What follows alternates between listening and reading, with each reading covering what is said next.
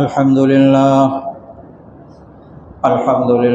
نحمده ونستعينه ونستغفره ونؤمن به ونتوكل عليه ونعوذ بالله من شرور أنفسنا ومن سيئات أعمالنا من يهده الله فلا مضل له ومن يضلله فلا هادي له وأشهد أن لا إله إلا الله وحده لا شريك له وأشهد أن محمدا عبده ورسوله أرسله إلى كافة الناس بشيرا ونذيرا وداعيا إلى الله بإذنه وسراجا منيرا صلى الله عليه وعلى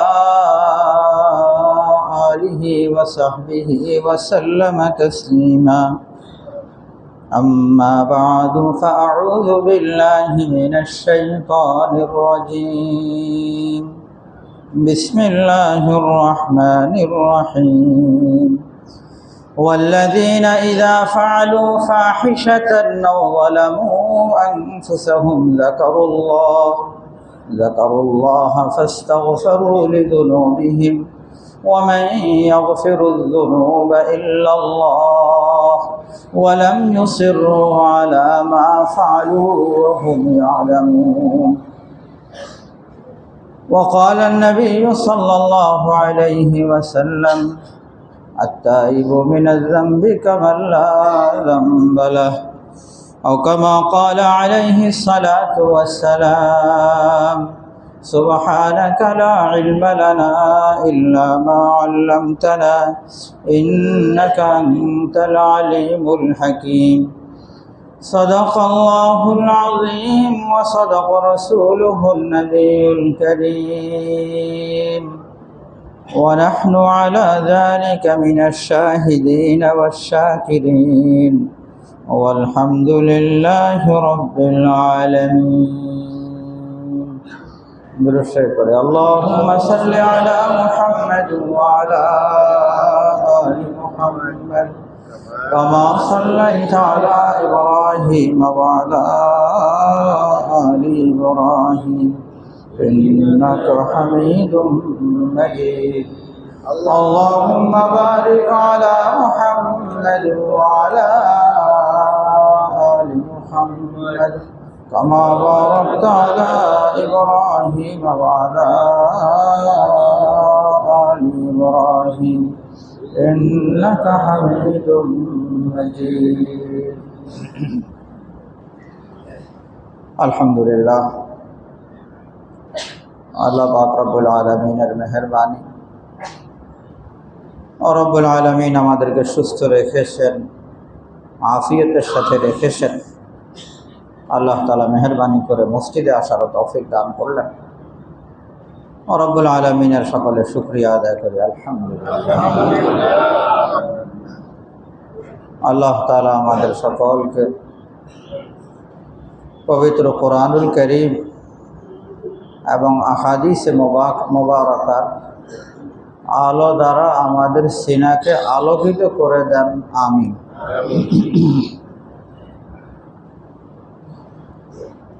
একটা বিষয় একেবারেই পরিষ্কার, আমরা কেউ দুনিয়া থেকে আসার সময় পাপী ছিলাম না। কোনো ব্যক্তি পাপী হওয়া অবস্থায়, পাপিষ্ঠ অবস্থায় দুনিয়াতে আসে না, চাই সে কাফের হোক, মুশরিক হোক, যে কোনো ধর্মাবলম্বী হোক। দুনিয়াতে যখন আসে তখন সে পাপী হয়ে আসে না। নবীজি সাল্লাল্লাহু আলাইহি ওয়াসাল্লাম ইরশাদ করেছেন, কুল্লু মাউলুদিন ইউলাদু আলাল ফিতরাহ, প্রত্যেকটা মানব শিশু দুনিয়াতে যখন আসে তখন সে ফ্রেশ অবস্থায় আসে, ভালো অবস্থায় আসে। এরপরে পরিবেশের কারণে কখনো আল্লাহকে ভুলে যায়, দিনদারিকে ভুলে যায়, এক এক সময় এক এক রকম হয়, বিভিন্নভাবে ধোঁকায় পড়ে। কিন্তু আসার সময় সকলেই কিন্তু পবিত্র অবস্থায় আসে। সৌভাগ্যবান ওই সমস্ত ব্যক্তিবর্গ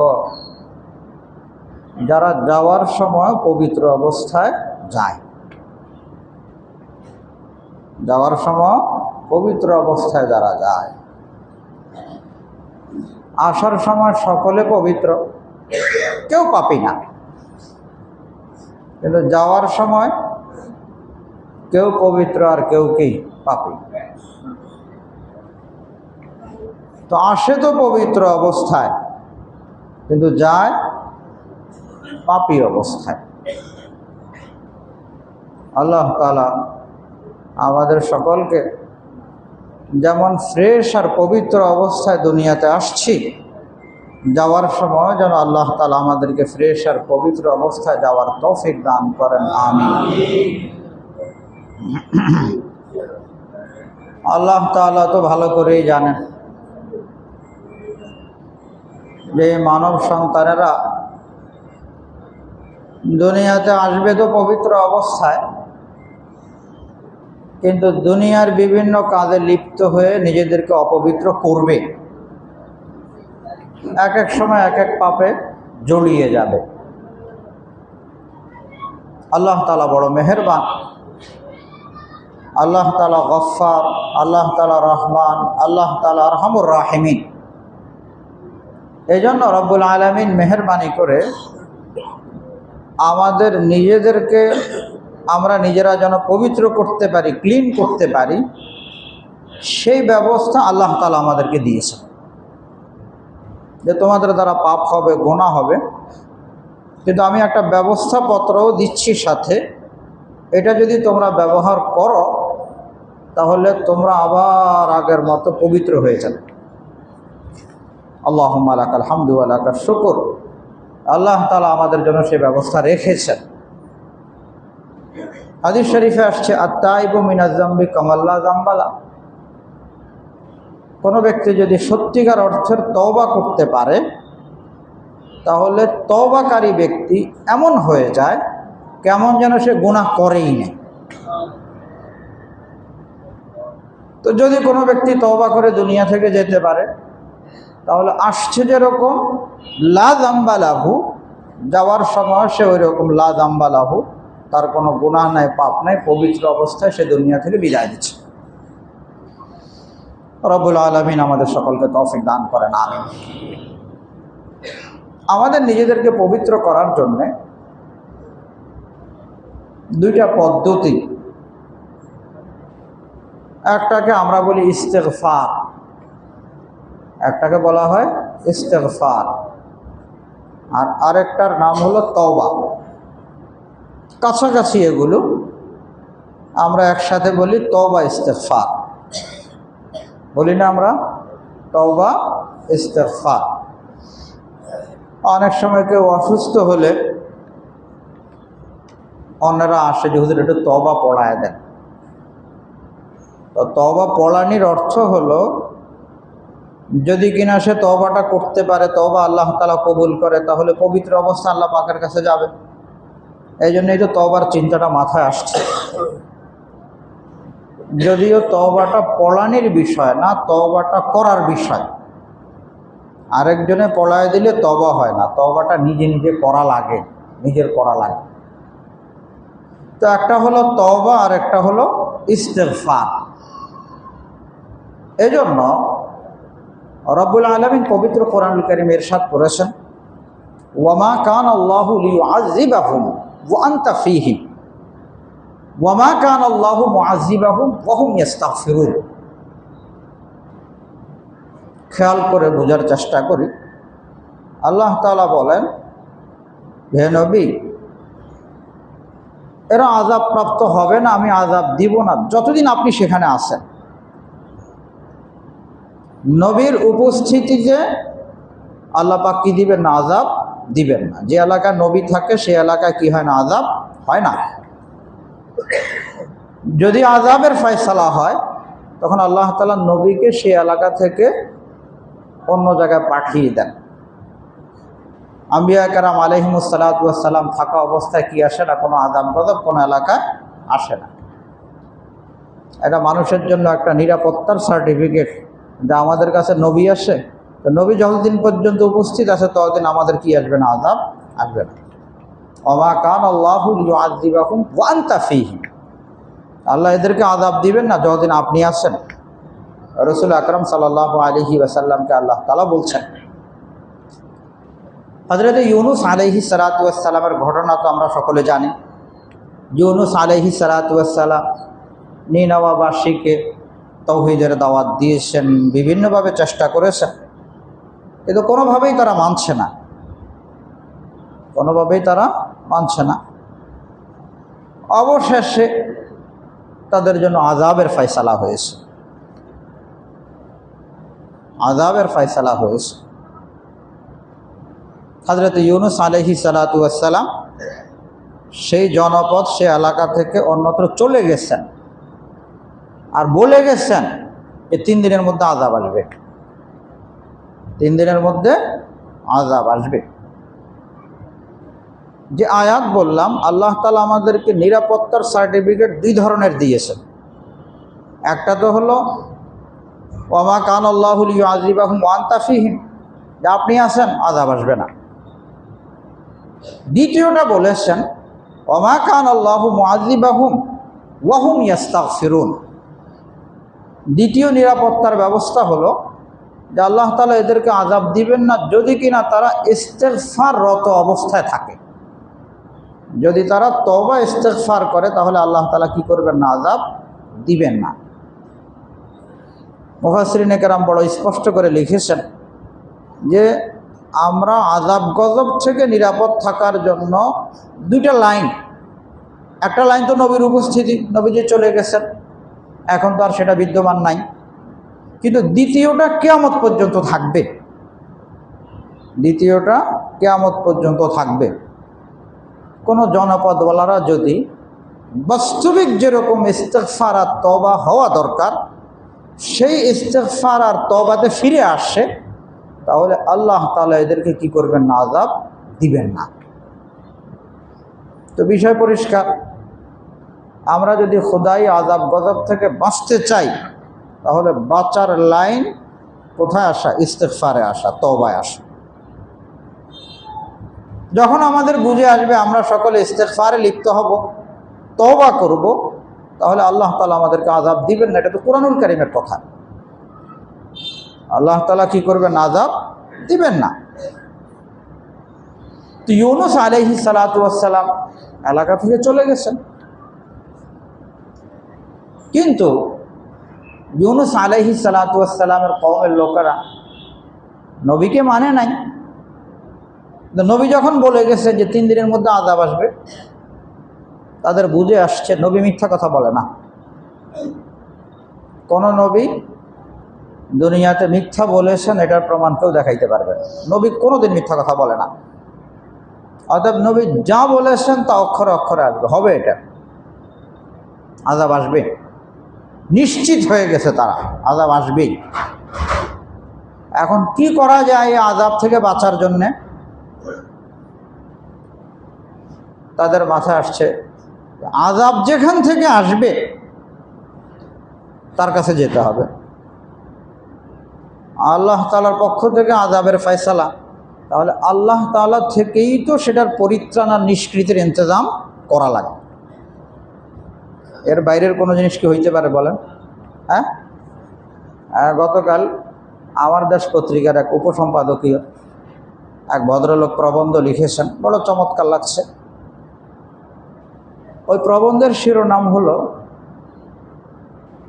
আবুল সরকার যাকে গালি দিচ্ছে টেকটনিক প্লেটের নড়াচড়ার সুইচ তার হাতে। এটা হলো শিরোনাম। এই যে ভূমিকম্পের বৈজ্ঞানিক কারণ তো বিশ্লেষণ করে বলা হয় যে পুরো পৃথিবীটা কিছু টেকটনিক প্লেটের উপরে অবস্থিত, ভাসমান। এখন এই টেকটনিক প্লেট একটার সাথে আরেকটার সংঘর্ষ, কখনো ফাঁকা হয়, শক্তি সঞ্চারিত হয়, আর এর কারণে কি হয়? ভূমিকম্প হয়। এটা বৈজ্ঞানিক কারণ, বৈজ্ঞানিক বিশ্লেষণ। তো ওই প্রবন্ধকার লিখেছেন আবুল সরকার, ওই যে বাউল, ওই পাজিটা, ওই নালায়েকটা কমবখ্ত। আমাদের দেশে যখন কেউ নালায়েকি শুরু করে, ধর্মের বিরুদ্ধে বলে, তখন আরও কিছু নালায়েক আছে তার পক্ষ অবলম্বন করে। আল্লাহ তাআলা সকলকে হেদায়েত দান করেন, আমিন। তো ওই প্রবন্ধকার লিখছে, সে গালি দিচ্ছে আল্লাহ তাআলাকে, নাউযুবিল্লাহি মিন যালিক। তো গালি দিচ্ছে যাকে? টেকটনিক প্লেটের নড়াচড়ার সুইচ, ভূমিকম্পের সুইচ কিন্তু তার হাতে। যাকে গালি দেওয়া হচ্ছে তার হাতে, কিন্তু অন্য কারো হাতে নাই। এখানে কারো কোনো দখল নাই। বিজ্ঞান বলেন, এই বলেন, সেই বলেন, প্রযুক্তি বলেন, কোনো প্রযুক্তিতে কাজ হবে না, কোনো প্রযুক্তি চলবে না। এক শুক্রবারের এক ধাক্কা, অল্প সময়ের না। এখন সম্ভাবনার কথা বলা হচ্ছে যে বড় ধরনের কিছু হয়ে যেতে পারে। আল্লাহ তাআলা আমাদের সকলকে মাফ করে দেন, আমিন। আমরা তো আল্লাহ পাকের দরবার আত্মবিশ্বাসী, আল্লাহ তাআলা আমাদেরকে মাফ করে দিবেন। এর আগেও এই যে করোনার কারণে এমন আশঙ্কার কথা বলা হয়েছে যে বাংলাদেশের রোডে রোডে কি হবে? টাকায় লাশ পড়ে থাকবে। আল্লাহ তাআলা তো মেহেরবানি করেছেন। এখনও তো এই জনপদের মধ্যে আল্লাহ আল্লাহ বলনেওয়ালা মানুষ আছে, যারা দিল থেকে বলে।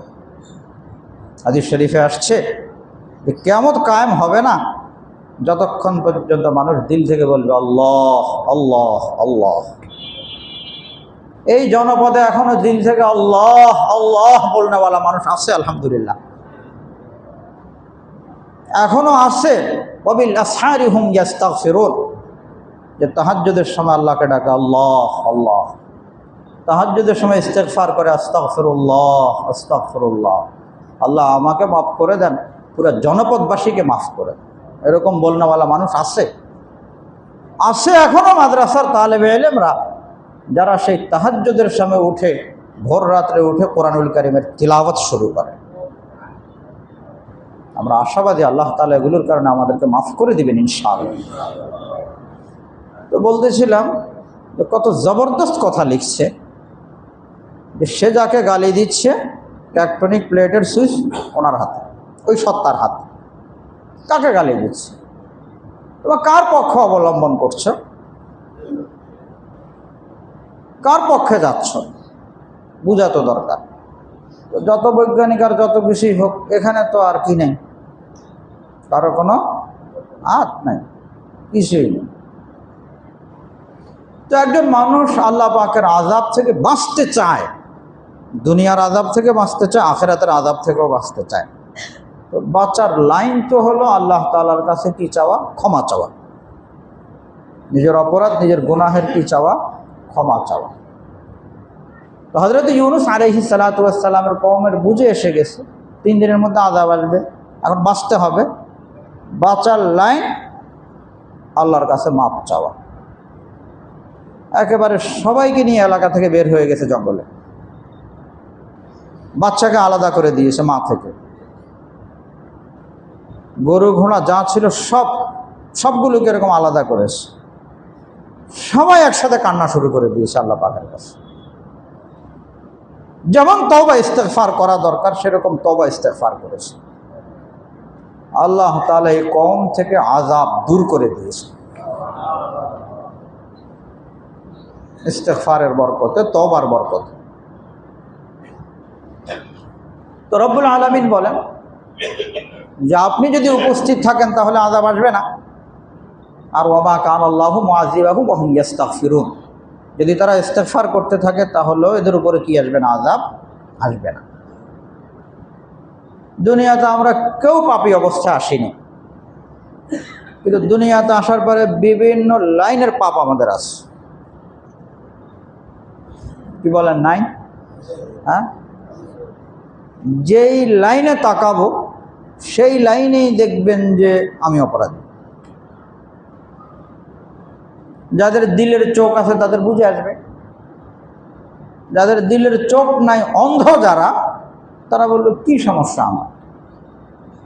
আল্লাহ তাআলা সেরকম পাপিষ্ঠ হওয়া থেকে আমাদের সকলকে হেফাজত করে না। একটা হলো অপরাধী, অপরাধ বোধ আছে, অনুভূতি আছে, আর হলো অপরাধী, অপরাধ বোধই নেই। তার তওবা ইস্তিগফারের কি লাইন হবে? আল্লাহ তাআলা আমাদেরকে বড় মহব্বত করেন, বড় ভালোবাসেন। মহব্বত করে ভালোবেসেই তো আমাদেরকে দুনিয়াতে পাঠিয়েছে। পাঠানোর আগে আল্লাহ তাআলা বলেছেন, সবাইকে সামনে রেখে আলাস্তু বিরব্বিকুম, আমি কি তোমাদের পালনেওয়ালা না, দেখনেওয়ালা না, বানানেওয়ালা না? আমি সব কিছু দেই না? রব যে নামাজ পড়ে না তারা খাওয়ায় কে? তার কিডনি ভালো রাখে কে? তার হার্ট ভালো রাখে কে? তার মস্তিষ্ক ভালো রাখে কে? একটার পর একটা দিচ্ছে, সমস্ত জরুরত পুরা করছে কে? আল্লাহ করছে। কেন করছেন? আল্লাহ তাআলা চান আমারই তো বান্দা, দেখি না ফিরে আসে কিনা, সে আমাকে মেনে নেয় কিনা দেখি, সুযোগ দিচ্ছি তাকে। রব্বুল আলামিন ফিরে আসার কি দেন? সুযোগ। দেখি আসে কি। কারো মায়ের সন্তান যদি এমন হয়, কারণ পাগল হয়ে গেছে, পাগল এরকম একেবারে বিশৃঙ্খল পাগল, কষ্ট দেয়, আশপাশের সকলে অতিষ্ঠ হয়ে যাবে, মা কি অতিষ্ঠ হবে বলে? হ্যাঁ, মা তো অতিষ্ঠ হবে না। যদি এই পাগলটা মারা যায়, আশপাশের লোকজন হয়তো বলবে যে বাঁচলাম না, বেঁচে গেলাম। মা তো কি, মা তো কান্না করবে। মাকে যদি বলা হয় এই পাগলে তোমার কষ্ট দিয়ে দোয়া করো এই জন্য মারা যায়, মা পারবে দোয়া করতে? হ্যাঁ, পারবে না। কেন? সে তো কষ্ট পাচ্ছে। দিলের মধ্যে কি আছে? তার প্রতি দরদ, মায়া আর মহব্বত আছে। মায়া মহব্বতের কারণে সে মরে যাক, এই দোয়া মা কোনোদিন করতে পারবে না। এবং মারা গেলে ঠিকই এই পাগলের জন্য মা কান্না করবে। এই মায়ের দিলের মধ্যে এই মহব্বতটা কে দিলেন? আল্লাহ তাআলা তো দিলেন। সে আল্লাহ তাআলার কাছে কি পরিমাণ মহব্বত রয়ে গেছে, কি পরিমাণ দয়া রয়ে গেছে। রব্বুল আলামিন তো সেই মহব্বত আর দয়ার কারণে বলেন, হ্যাঁ আমাকে গালি দিচ্ছে, আমাকে গালি দিচ্ছে, ওপেনলি গালি দিচ্ছে, কিন্তু আমি তার মেধাকে সাথে সাথে কি করি নাই, আমি তার মস্তিষ্ক সাথে সাথে খারাপ করি নাই, করবো না। দেখি না ফিরে আসে কিনা, তার তো সব ভালো আছে, সব দিচ্ছেন আল্লাহ তাআলা, দেখি ফিরে আসে কিনা। তো বুদ্ধিমান তো ওই সমস্ত ব্যক্তিবর্গ যারা আল্লাহ তাআলার সেই সুযোগকে কাজে লাগায়, সেই সুযোগগুলোকে যারা কি কাজে লাগায়। আমরা বিভিন্ন লাইনে আমাদের অপরাধ আছে। আমরা যে 24 ঘন্টা চলি, এই 24 ঘন্টার মধ্যে কখনো আল্লাহর হক আসে, কখনো বান্দার হক আসে, কখনো আল্লাহর হক, কখনো বান্দার হক। একজন মানুষ, সে ছেলে, সন্তান, তো যদি সন্তান হয় তাহলে তার কি আছে? বাবা আছে, মা আছে। তো যদি মা বাবা থাকে তাহলে মা বাবার হক আছে না? কি বলেন? বাবার হক আছে, মায়ের হক আছে। মা বাবার হক যেমনিভাবে আল্লাহ তাআলা পুরা করতে বলেছেন, এরকম কে পুরা করেছে বলেন? কখনো মাকে কষ্ট দিয়েছি, কখনো বাবাকে কষ্ট দিয়েছি, কখনো মা বাবাকে ঝাড়ি মেরেছি, এক এক সময় এক এক কথা বলেছি। অথচ কোরআনুল কারীম কত কড়াভাবে নিষেধ করেছেন, ওয়ালা তাকুল্লাহুমা উফফিন ওয়ালা তানহারহুমা। তো এখানে তো নাফরমান। আবার যখন কেউ বাবা হবে, তাহলে বাবার জন্য তো আবার কি আছে? সন্তানের হক আছে না? বাবার সন্তানকে সন্তানের হক দিতে হবে না? সন্তানের হকও তো আবার দুই ধরনের। একটা হলো সন্তানের হক তার স্বাস্থ্যগত হক, তার দুনিয়াতে বাঁচার হক। আর একটা হলো তাকে দিনদার বানানোর হক, আল্লাহর সাথে মারেফাত, আল্লাহর সাথে পরিচিত করার হক, নবীজি সাল্লাল্লাহু আলাইহি ওয়াসাল্লামের তালিমাত শিখানোর হক। তো এখানে কি কোতাহি নাই আমাদের? কি বলেন? জায়গায় জায়গায় কোথাহি আছে না? আমার ভাইয়ের হক আছে, বোনের হক আছে, প্রতিবেশীর হক আছে, বেচা কিনা করতে গেলে, ব্যবসায় গেলে সেখানেও তো আমার ক্রেতার হক আছে, আমার ভাড়াটিয়ার হক আছে, সব জায়গায় তো আছে। শরীয়তের দিক নির্দেশনা আছে। শরীয়ত লঙ্ঘন করার অর্থই তো হলো আল্লাহ তাআলা যাকে যে হক দিয়েছেন সেই হক দেওয়ার ক্ষেত্রে প্রতিবন্ধক হওয়া। জায়গায় জায়গায় তো নাফরমানি হচ্ছে আমাদের। এক নামাজ পড়ি, সেই নামাজও তো কত ওয়াক্ত চলে গেছে কাজা হয়েছে না? কাজা যতটুকু পড়তেছি সেখানে অন্যমনস্ক, এটা সেটা, তেলাওয়াত ঠিক হচ্ছে না, দিলের থেকে হচ্ছে না, ত্রুটি আর ত্রুটি। আল্লাহ তাআলা আমাদের সকলকে বুঝ দান করে না। কত মিথ্যা কথা বলেছি। আল্লাহ তাআলার এই অক্সিজেন নিচ্ছি, গ্রহণ করছি, খাচ্ছি, কত ধরনের নাফরমানি হয়ে যাচ্ছে। আল্লাহ পাকের নাফরমানি করছি, তো আমরা তো গুনাহগার। গত সপ্তাহে আপনাদের সামনে আমি বলেছিলাম, রাসূল আকরাম সাল্লাল্লাহু আলাইহি ওয়াসাল্লাম এক হাদিস পাঠ করেছিলেন, যে নবীজি সাল্লাল্লাহু আলাইহি ওয়াসাল্লাম ওই হাদিসের মধ্যে বলেছেন যে যখন সমাজের মধ্যে এই 14-15টা গুনাহ ব্যাপক আকার ধারণ করবে, গুনাহ যখন ব্যাপক আকার ধারণ করবে, তখন তোমরা এই ভূমিকম্প, ধস, ভূমিধস এগুলো তোমরা অপেক্ষা করো। এখন এই 14-15 জিনিসের সবই তো আছে, কোনটা নাই? এই সব জিনিসই আমাদের সমাজে আছে। রাষ্ট্রীয় মালের আত্মসাৎ, আরেকজনের আমানত নষ্ট করা, এগুলি নাই? ওয়াতুল্লিমা লিগাইরিদ্দিন, শিক্ষা দীক্ষা আছে, কিন্তু শিক্ষা দীক্ষার উদ্দেশ্য দিনদারি না, দুনিয়া নাই। আমাদের শিক্ষা সিলেবাসই এমন করে বানানো, শুধু দুনিয়া, শুধু দুনিয়াকে মাকসাদ করে এমন করে বানানো। গান বাদ্য সবই তো আছে। নবীজি সাল্লাল্লাহু আলাইহি সাল্লাম যা বলেছেন, তো নবীজি বলেছেন তখন তোমরা অপেক্ষা করো এগুলো। এবং কেমন? নবীজি বলেন যেটা মালা, সেই মালা, পুরাতন মালার যদি কিনা সুতা ছিঁড়ে যায়, তখন একটার পর একটা, কি তসবির দানা যেরকম পড়ে এরকম পড়বে না, একটার পর একটা, তো এরকম অপেক্ষা করো, একটার পর একটা আসতে থাকে। নাউযুবিল্লাহ। এখন তো মনে হয় এরকম হয়ে গেছে, গতকালে তো হয়েছে না? তো তার অর্থ এখন যদি আমরা বাঁচতে চাই তাহলে ইস্তিগফারের কি নাই? বিকল্প নেই। আল্লাহ তাআলার কাছে ক্ষমা চাওয়া, মাপ চাওয়ার কোনো বিকল্প নেই।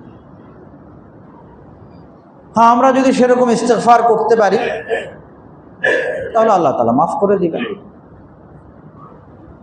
আল্লাহ তাআলার কাছে মাপ চাওয়ার কোনো বিকল্প নেই। কে চাইবে মাপ? আরেকজন? না। যখন আমরা এভাবে চিন্তা করব যে আমি অপরাধী, আমার কারণে হচ্ছে, প্রত্যেকেই যখন চিন্তা করবে, তখন তার তওবা ইস্তিগফার হবে।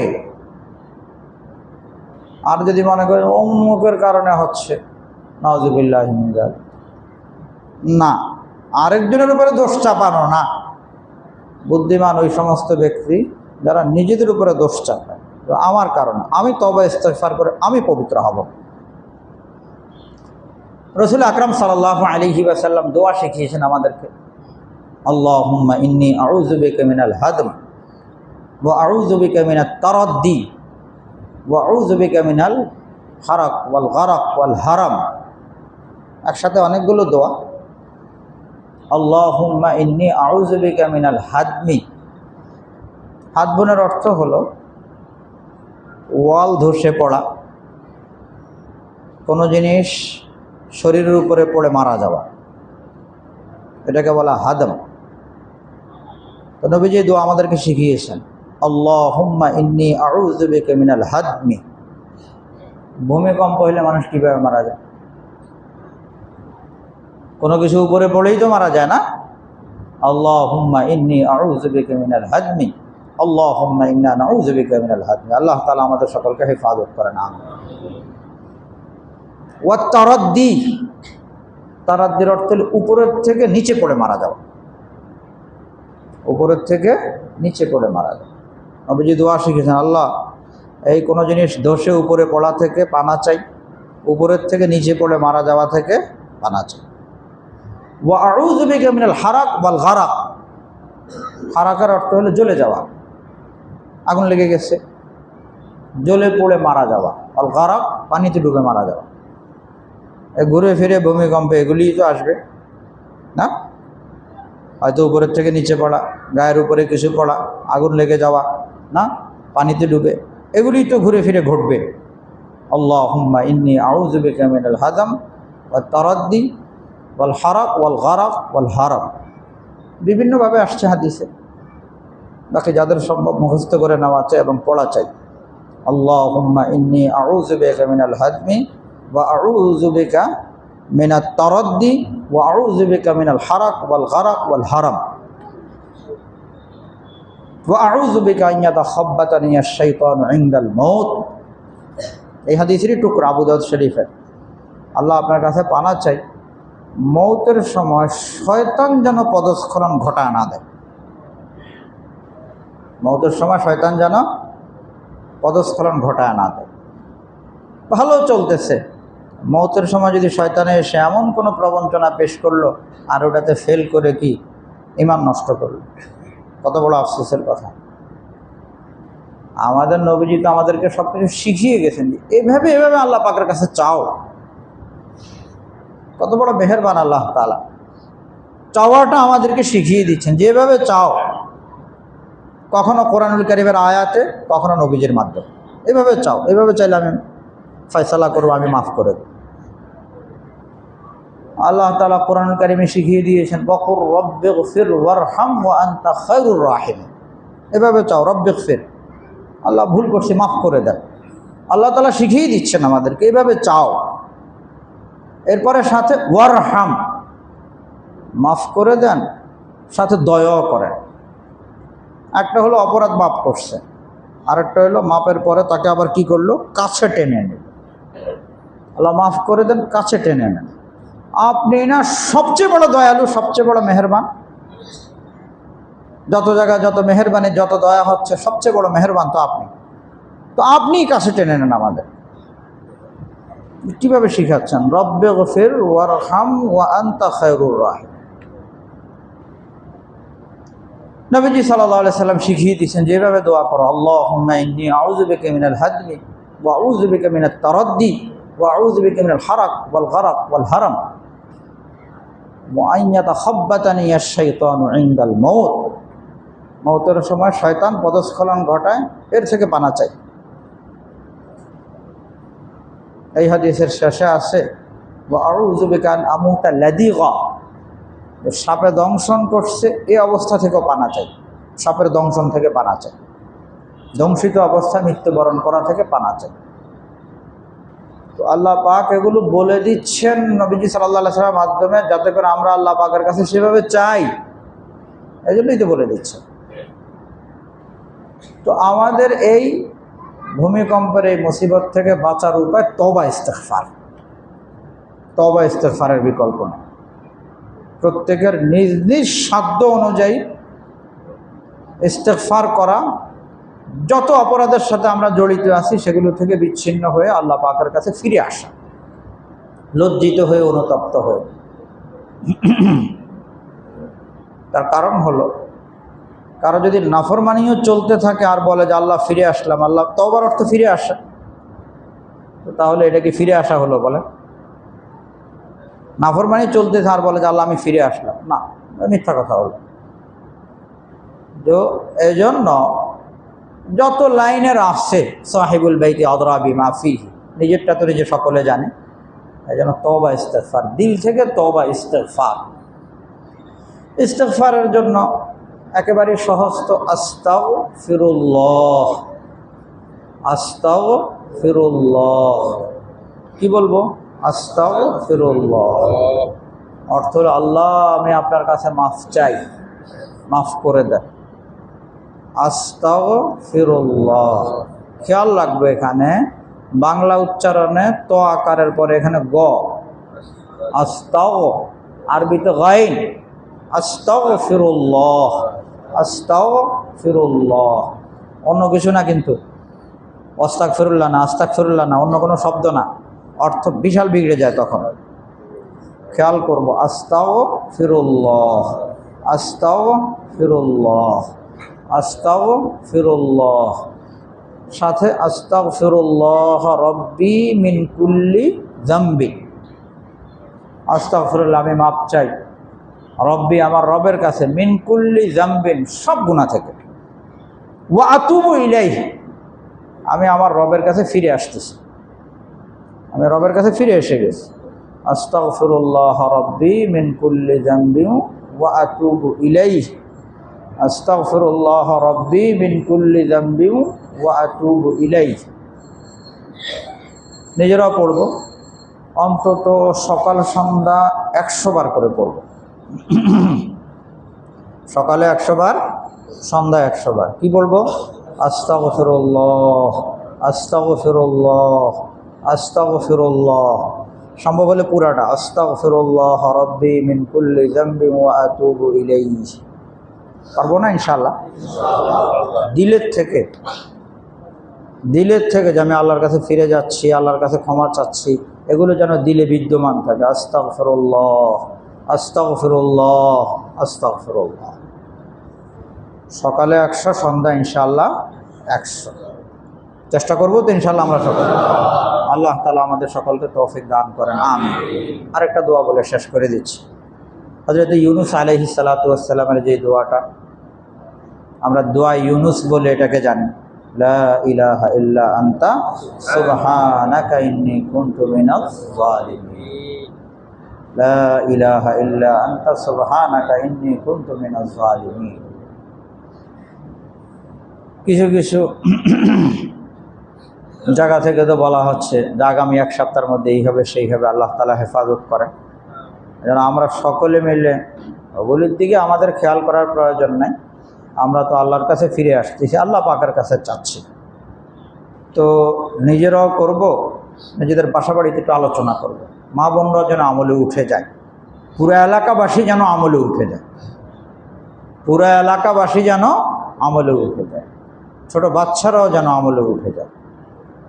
আমরা যদি পুরা এলাকাবাসী প্রত্যেকেই দেখা গেল যে সকালে আস্তাগফিরুল্লাহ সকলে পড়ছে, সন্ধ্যায়ও পুরা ঘরের মধ্যে আস্তাগফিরুল্লাহ চলছে, আর মাঝে মধ্যে লা ইলাহা ইল্লা আনতা সুবহানাকা ইন্নী কুনতু মিনাজ জালিমিন, তাহলে ইনশাআল্লাহ ইনশাআল্লাহ আল্লাহ তাআলা আমাদেরকে হেফাজত করবেন। এই জন্য সকলের কাছে দাবি, এই আমলটা আমরা সকলে করব, বাসা বাড়িতে মুযাকারা করব, সকলকে আমলের উপরে উঠাবো ইনশাআল্লাহ। আল্লাহ তাআলা আমাদের সকলকে তৌফিক দান করেন, আমিন। ওয়া মা আলাইনা ইল্লাল বালাগ ওয়া আখিরু দাওয়ানা আলহামদুলিল্লাহি রাব্বিল আলামিন।